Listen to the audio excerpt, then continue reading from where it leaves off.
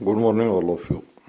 मैं जो बार बार morning assembly में रिसर्च पेपर्स जो साझा कर रहा हूँ, ओपन डिबेट दूसरी यूनिवर्सिटीज़ को भी सेंड कर रहा हूँ मैं कि अब ये को शोधार्थी इस तरह किसी बिंदु पर या किसी कथन पर यदि उसको शोध में आपत्ति हो, जो सहमत नहीं हो, तो वो अपना विरोध दर्ज कराए कमेंट के द्वारा या जैसे उचित समझे।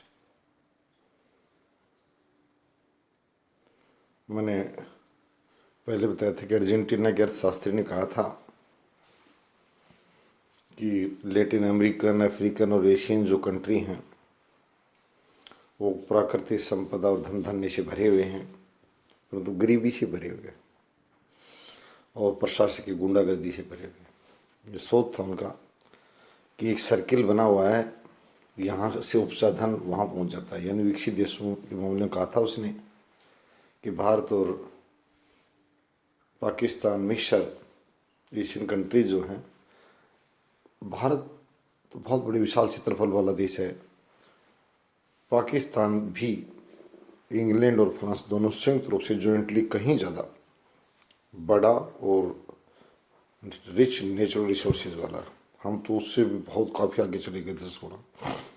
तो राफेल लेकर आते फ्रांस से और आभार व्यक्त करते बार बार सभी अफ्रीकन एशियन देश। कम्युनिटी सिक्योरिटी यानी जैसे जापान की सिक्योरिटी का जिम्मा लेता है, नाटो देशों में लेता है, ऐसे देशों को सम बना लेना चाहिए। कहते हैं शासक बनने के लिए संगठन चाहिए। आज विश्व शासक बनने का दौर भी आ गया। जो भारतीय राजनीति को कहूँगा, भारतीय राजनेताओं से कहूँगा कि आप ज़्यादा से ज़्यादा ये गुट निरपेक्ष, ये बेवकूफ़ और बकवास शब्द हैं। सामने दुश्मन खड़ा है। कल भी कहा था कि जापान ने अमेरिकन सेना को कहा है, ट्रूप्स को, कि वहाँ ये बनी रहें, क्योंकि उत्तरी कोरिया और चीन जापान जैसी मजबूत इकोनॉमी, जो हमसे भी दुगनी बड़ी इकोनॉमी मानी जा रही है, वास्तविक में एक्सपेक्टेड की बात मैं नहीं कर रहा हूँ, तो वो देश भी खतरा मंडराता उसे देख रहा है, उस देश को भी। तो एक साझा सुरक्षा, साझा सेना बनाई जाए। यानी छोटे छोटे जो देश हैं वो बेकार में उनकी इकोनॉमी हैगा।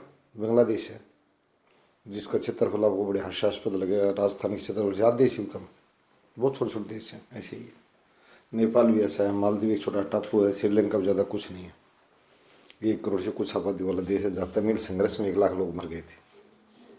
तो एक ग्रुप सिक्योरिटी सिस्टम डेवलप किया जाए। सरकारें ध्यान दें इस बात पर कि मजबूत बनने का एक मतलब है कि बड़े जो देश हैं, वो छोटे छोटे जो देश है, 200 नाम जो निकाल रखे हैं, इनको सुरक्षा ढांचा प्रदान करें और उनसे इनकी सेनाएं मजबूत होंगी और उनके पास कुछ पैसा बच पाएगा शिक्षा, स्वास्थ्य के लिए, विकास के लिए। बहुत छोटे छोटे देश हैं, कोई 30 लाख का, कोई 20 लाख का, कोई 50 लाख आबादी का। जी हमारे ज़िले भी कई इतने बड़े क्षेत्रफल और आबादी वाले।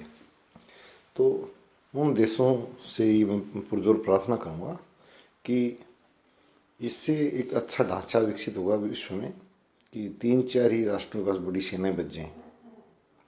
वो जल्दी से टकराएंगे अब नहीं, वो दिखाएंगे सिर्फ उनको कि भाई बदमाशी की मेरे पास भी है, ऐसे होगा तो मेरे पास भी। तो एक साझा सुरक्षा तंत्र विकसित करने पर जोर दें राष्ट्र, ये काफ़ी लाभप्रद होगा।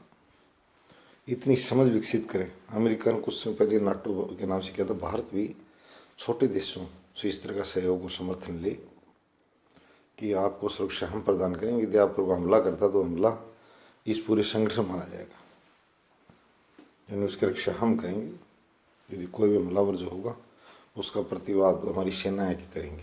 तो ये सिर्फ शांति मिशन के रूप में नहीं, क्योंकि अकेली शांति करने से काम चला नहीं। अगर विश्व संयुक्त राष्ट्र संघ शांति ढांचा खड़ा कर दे, उसी पर मैं जा रहा हूँ कि पहले ग्रुपिंग सिस्टम है, उसके बाद में उसका विलोपन की बात आएगी। आजकल मीडिएशन तभी होता है जब दोनों शक्तियाँ बराबर तुलझें, दोनों को खतरा सताने लग जाए। जब तक एक को खतरा सताता है, मीडिएशन होता ही नहीं।